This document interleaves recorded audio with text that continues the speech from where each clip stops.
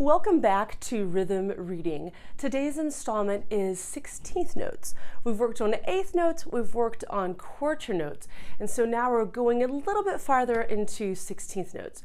So how do 16th notes fit this scheme of rhythm that we've been working on? So far we've had quarter note equals 1 beat and the 8th note equals half a beat.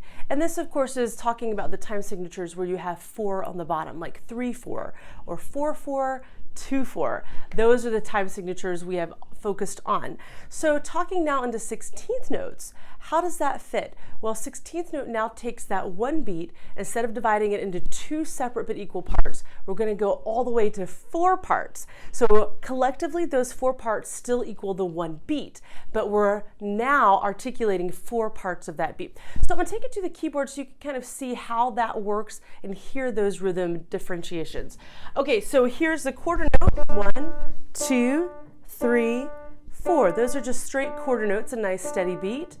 Okay, so we'd say in 8th notes then, it would sound like this. 1 and 2 and 3 and 4 and 1, 2, 3, 4.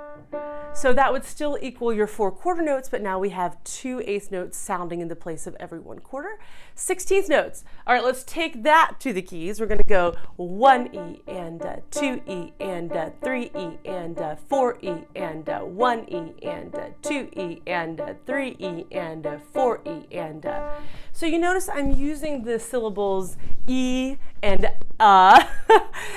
those are just ways to articulate those 4 parts of the beat. So most commonly people say 1 E and you get 4 sounds for the 4 syllables. It's really arbitrary, it doesn't matter what sounds you use, that's just the most traditional, so we'll follow that. Okay, so if I have 4 16th notes, it is still the equivalent of 1 quarter note. If I have 2 16th notes, how does that work? Well, 2 16th notes would equal half of the beat, or an 8th note. Okay, so we're going to go through starting with page 61. This is only 4 exercises, so it's a relatively short assignment. We can be grateful for that. Let's begin. Number 1. It's just showing one hand playing here, the right hand. So I'm going to go again to that middle D in the middle of the piano. Really, the pitch isn't important, it's the rhythm we're working on, and we're counting the 1 E and all the way through. Okay, so 1 E and 2 E and 1 E and 2 E and 1 E and 2 E and 1 E and 2 E and 1 E and 2 E and 1 E and 2 E and 1 E and 2 E and 1 E and 2 E and 1 E and 2 E and So if you articulate all 4 of those parts of the beat, the 16th note, you do get quite a mouthful, and it is a little hard if you're not used to speaking out loud while you're practicing. It can take a few tries before you get the hang of that. Okay, on number 2, we're still using just the one hand. You notice on this one, we do have several measures where it's just straight quarter notes, and then other measures where we have the 16th notes appear. So I'm going to do a little bit of mixed counting. So when we have quarter notes, I'll count more like 1 and 2 and then when we get 16th notes, I'll count the 1 E and So if you're still just beginning on the 16th notes, you might want to continue counting the 1 E and 2 E and 3 E and so forth. It does get to be a mouthful after a while. So I'll do a little bit of both ways so you can see. All right, so here's number 2. Let's start that one. I'm going to change to the note E just to give us a different pitch to listen to.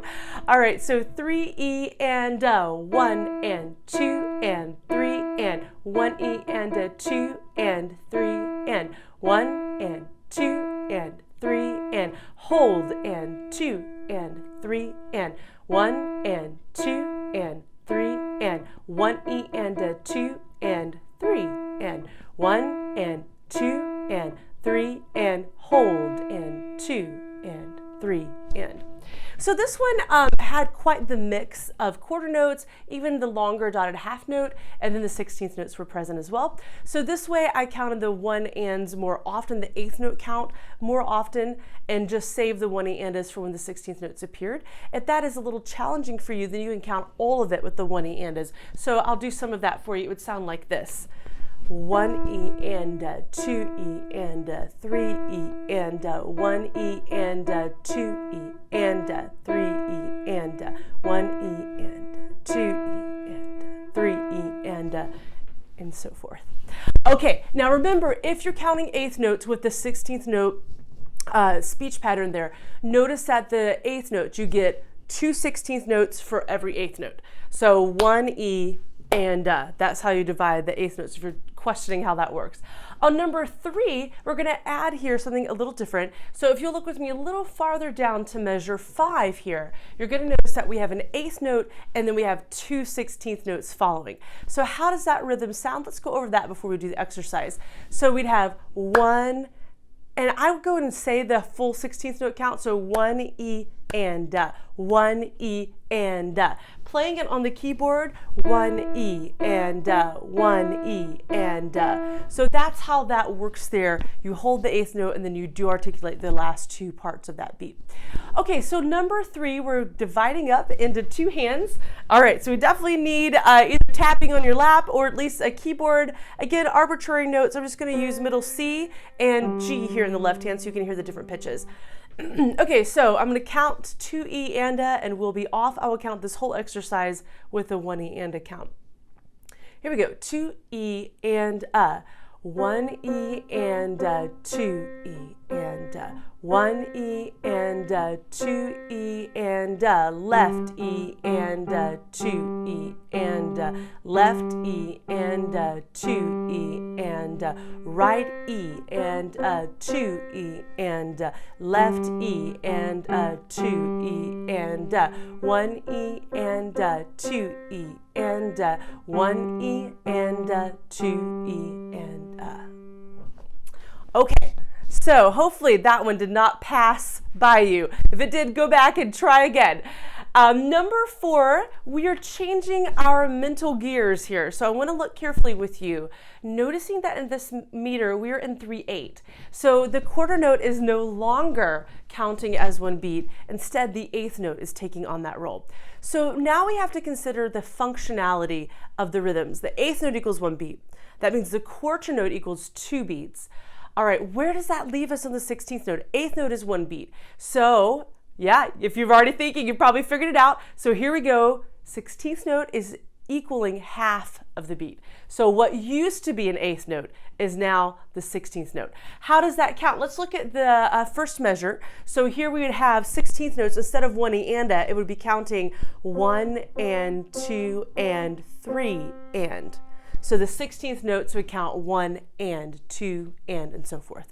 All right, let's take it to the piano, same pitches as before, and off we go. I'll count 2 and 3 and then we'll begin. 2 and 3 and 1 and 2 and 3 and left and 2 and 3 and right and 2 and 3 and left and 2 and 3 and right and 2 and 3 and left and 2 and 3 and together and 2 and 3 and together and hold and 3 and.